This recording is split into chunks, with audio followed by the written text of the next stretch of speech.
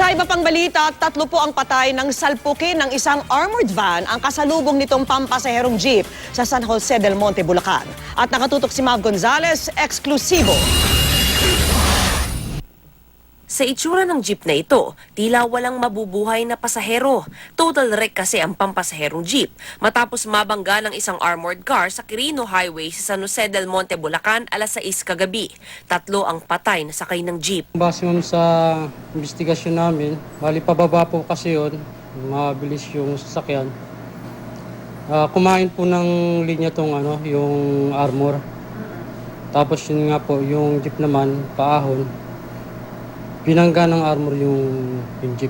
Yung mga dati na rin na-aksidente ron, kasi nga medyo pakurbada siya. Tsaka talagang mabibilis yung sasakyan doon. Ang harap ng jeep, wasak. Nagkalat ang mga basag na salamin sa kalsada. Bakas din ang dugo ng mga pasahero. Isa sa mga nasawi ang driver ng jeep na si Urgel Relox na naipit sa kanyang upuan. Kala ko naman simpleng aksidente lang. Nung pagdating namin sa site, sabi ko head-on collision. Talagang matindi. Nakaipit talaga yung anak ko, driver. Talagang nakadagan yung manubela. Mga isang oras siguro bago natanggal. Dinala sa emergency hospital.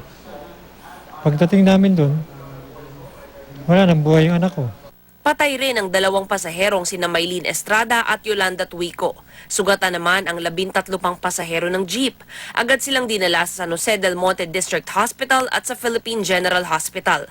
Ang driver ng armored car na si Ryan Bautista. Nakalogger po ako Nakalogger po, mabagal lang po talaga. Ngayon po, yung sumabog po yung gulong.